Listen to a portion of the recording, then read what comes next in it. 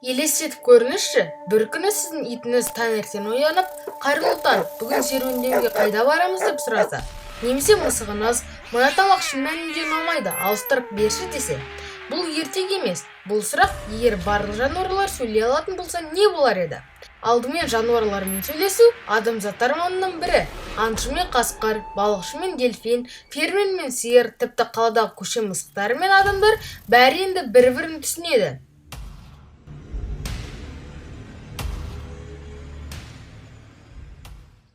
Біріншіден, жануарлар әлемі туралы біліміміз күрт артар еді.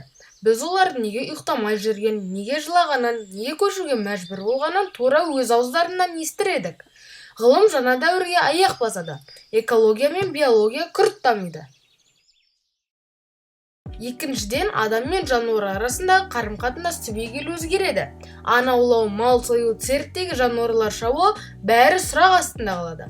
Себебі енді олар үнсіз емес, өз пікірін айта алады.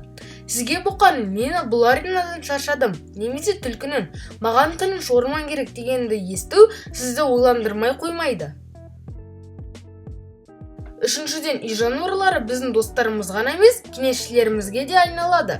Иттер бізді қорғап қана қоймай, кеңес береді. Мысықтар эмоциялық қолдау ғана емес, сырлас дос болады.